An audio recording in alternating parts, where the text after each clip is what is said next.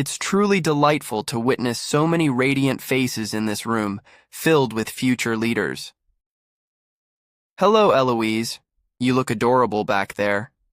I'm thrilled to host this briefing today in celebration of National Bring Your Kids to Work Day. It's wonderful to see so many aspiring leaders present. Welcome to the James S. Brady Press Briefing Room. I'm Karoline Leavitt, the White House Press Secretary for President Donald J. Trump, who serves as both the 45th and now the 47th President of the United States. YouTube +4 Wikipedia +C4 Facebook +4.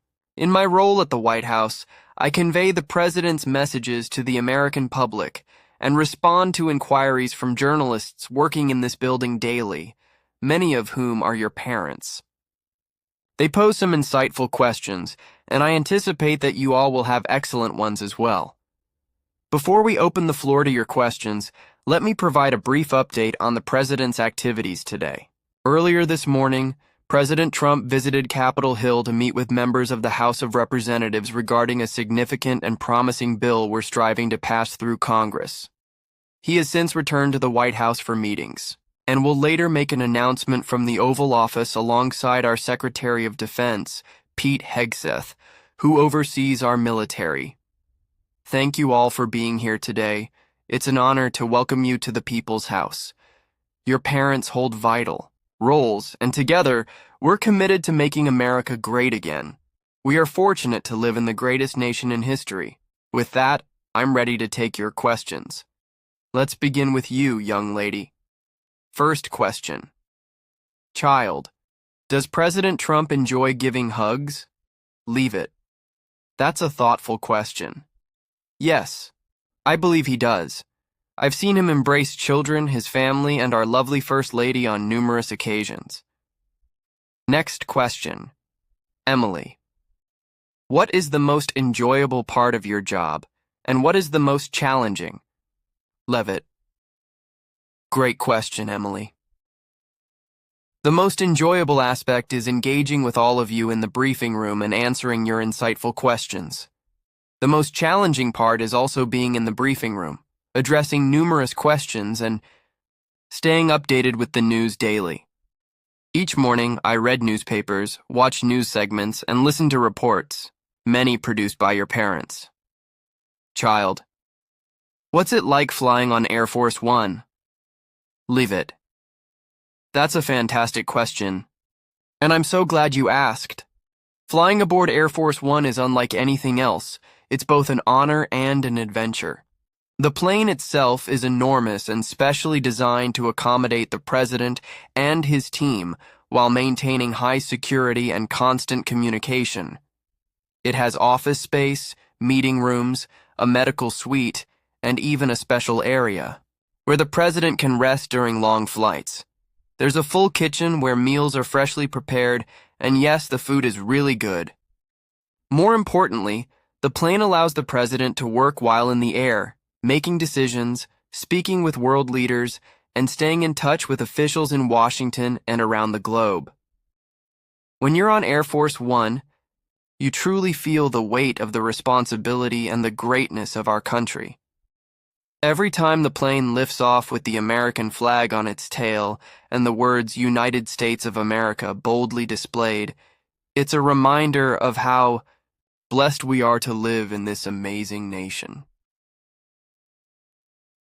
Child, does the President ever get nervous before speeches or big events? Leavitt. That's a really insightful question. President Trump is a very confident speaker. He's given thousands of speeches over the years and feels very comfortable in front of large crowds. But like anyone with a big responsibility, he takes his words seriously and wants to do his best every time he speaks. He spends time preparing, thinking through what message he wants to share, especially during important moments like State of the Union addresses or meetings with world leaders. He understands the impact his words can have, and that motivates him to deliver with clarity, strength, and purpose. Child, has the President ever gotten stuck in traffic like we do? Leavitt. That's a funny question, and very relatable. Actually, when the president travels, he usually doesn't experience traffic the way we do. He often travels in what's called the motorcade, which is a long line of special vehicles escorted by law enforcement. They block off roads ahead of time to make sure he gets where he's going quickly and safely. That being said, the planning behind every trip is very detailed to avoid any issues. So even though he doesn't get stuck in traffic like we might on the way to school, there's still a lot of coordination to make his travel smooth. Child: does the president ever play video games? Leavitt: that's a fun one. To my knowledge, President Trump isn't much of a video game player. He prefers spending his free time reading, watching the news, talking with people, or golfing. But he's always interested in learning about what young Americans enjoy, including technology and games. He supports families having time to relax and enjoy things together, whether that's playing video games or going outside to play catch. Child: has President Trump ever been surprised by a question before? Leavitt: absolutely. Even someone as experienced as President Trump can be caught off guard every now and then, especially by clever or unexpected questions. In fact, questions from kids like you are often some of the most surprising and meaningful. You see things differently, and that's refreshing. But the president is always ready to answer with honesty and confidence, even when a question takes him by surprise. Child: how many people work at the White House? Leavitt: great question. There are hundreds of people working at the White House, from policy experts and communications staff to chefs, Secret Service agents, and military aides. Each person plays a role in making sure everything runs smoothly for the president and for our country. It's truly a team effort, and we're all proud to be a part of something so important. Leavitt, closing. You've all been such amazing interviewers today. Thank you for your thoughtful, funny, and even challenging questions. It's been a true pleasure sharing this time with you in the White House press briefing room. Remember, whether you want to grow up to be a journalist, a scientist, a teacher, or even the president, your ideas and your voice matter. With determination, curiosity, and a big heart, there's no limit to what you can accomplish.